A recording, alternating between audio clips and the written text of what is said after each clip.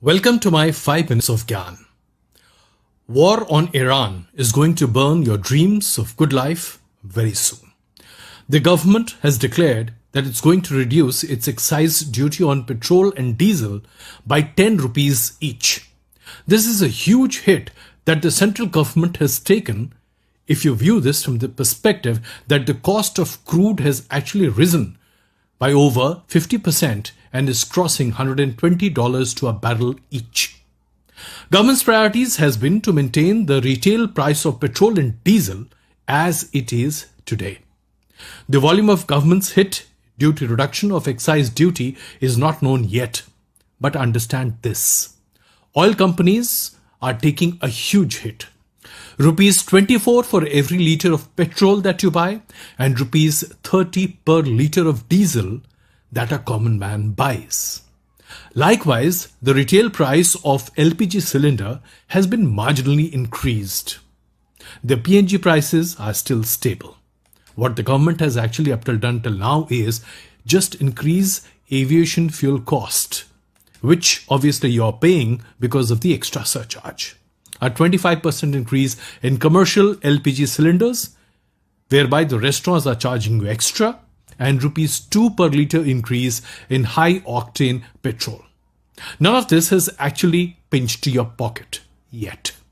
But the cost of eating out has definitely increased. And there is a huge paranoia across the country that things are going to turn ugly very soon. And this paranoia is not ill-based or ill-founded. Shortages would be everywhere. Costs are going to rise, and there is no doubt about it.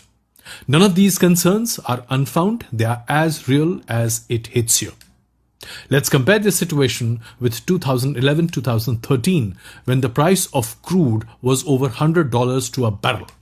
The cost of petrol, diesel and petroleum products in these 2 years had increased by approximately 25 to 30% from the pre-existing 2 years. Rupee had devaluated approximately 30%, which was highlighted by the then opposition, which is the BJP. RBI foreign currency reserves had been depleted and the common man was hit with an unprecedented inflation. Yaad hai wo zamana? Mehengai dain khaye jaat hai? Well, that's an overwhelming reality today. The year 26 and 2027, both are going to be very, very harsh for all of us.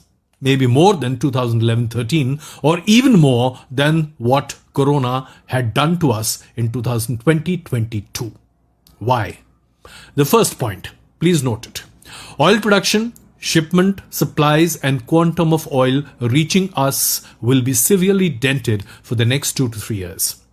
The Iranian attacks have destroyed major oil producers, the capacity to drill and ship oil. The Gulf of Hormuz and the tax that's going to be levied on it, which already is being talked about as being shared between the United States and Iran, or possibly just Iran, will further add to the cost. So the days of $70 to a barrel of crude is gone for a foreseeable future. Please note, India imports more than 85% of its petroleum requirements. Therefore, the forex outflow would have a quantum jump. And the government would be forced to raise the prices of petrol, diesel, kerosene, aviation fuel and all petroleum products. Yes, all your cosmetics will also get very expensive. Your talcum powder will get expensive. Your jellies will get expensive. Your food products will get expensive. You name it, it'll be expensive. This also translates into exceedingly higher transportation costs. And therefore, everything from vegetables to food to metro to travel, domestic travel, international travel, your pleasure trips, your car trips, everything will become expensive. Saving will be reduced. Obviously, you'll be digging into your savings, your salaries, and your income will not overnight increase. It'll take time. Your investments will be severely dented. Common man will be dipping into his savings now and then very soon. This will reduce the money flow into the markets. The bank deposits would further reduce, and other saving instruments which the common man resorts to, like mutual funds, will also be dented. This in turn would raise the cost of borrowing and the cost of capital, and therefore the cost of doing business will definitely increase from its current level of production. Are we looking at a default? Yes, maybe. Maybe because there will be a rise in bad loans. Not as much for the corporates, but for the MSE sector, definitely, because they are small-scale industries who are producing your day-to-day consumption needs, which are actually being used by the corporates with their rubber stamp.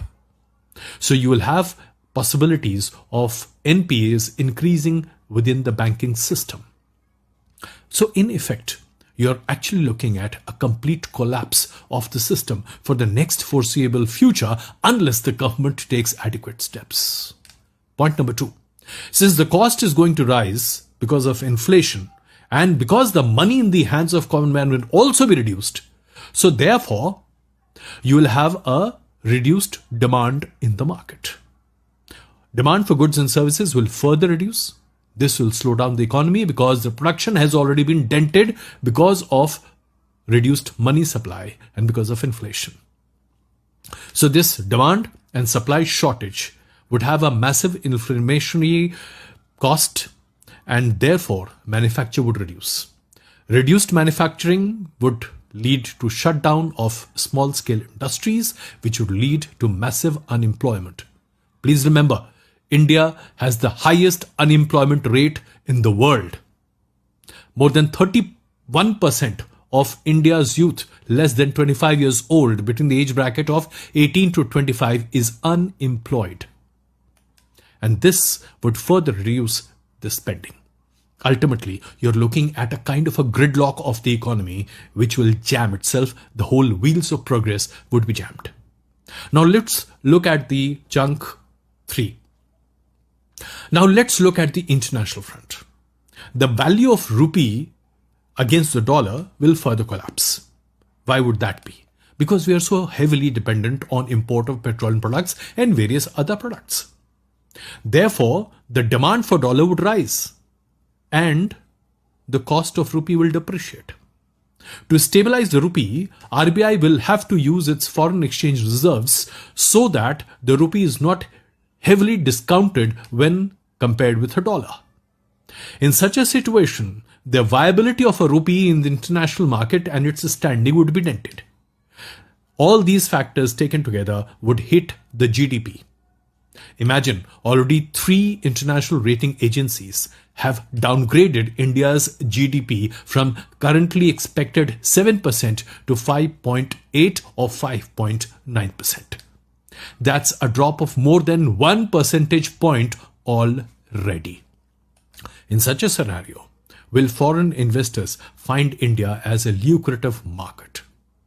Obviously, the whole notion of rising and shining India would have to find a new meaning. There are many headways which are coming our way. We are actually going to be faced in a situation which will be very similar to 2011, 2013. So retrospectively looking back, you may find that 12 years ago, you were better off than you are today. Because things have really gone downhill in one sense. The entire subsidy package of Government of India has increased tremendously. Do you know that the Government of India takes an additional burden of 3.5 lakh crores to feed 80 crore people since 2020 when COVID hit us? That subsidy has not gone away. Add another 2 lakh crore of subsidies of various government schemes. We are looking at 5.5 lakh crore of subsidies being provided to farmers, normal people who are common people we are alleviating out of the poverty levels, and to women specifically as the expenses go up through all the state governments as per promises made during the elections. So the cost of living is going to rise. Money will be devalued. Saving will be depleted, and your dreams of a developed nation will gradually fade for the next 24 months. Can the government save us from this impending crisis? In real sense, no. The government can only reduce the impact and the pain that we are going to experience in the days to come. The pain points haven't started yet, my dear. Just wait for the last phase of Bengal polls, which is on 29th of April. After that, the real pain point will start, because that is when the price impact of the war of Iran would hit you. The government can actually alleviate the pain in smaller ways. Some schemes can be floated. Interest rates could be held back. You could have a government intervention where people may not have to pay higher taxes, or taxes may be withheld for 2 or 3 minutes. There may be tax relief. But then these are only going to be relief measures. Frankly, bad days are ahead. And yes, if the government does not cut down on subsidies and doles, trust me, every taxpayer is going to be hit massively. And so will the people who are taking benefits of the subsidies. Please remember, the rising cost of transportation, which affects day-to-day life, affects those also who live on dole and subsidies. It is a vicious circle. So in effect, from rural economy to the urban economy, everything is going to be hit. And we are going to be hit. Brace yourself for the days to come. Tough days are ahead.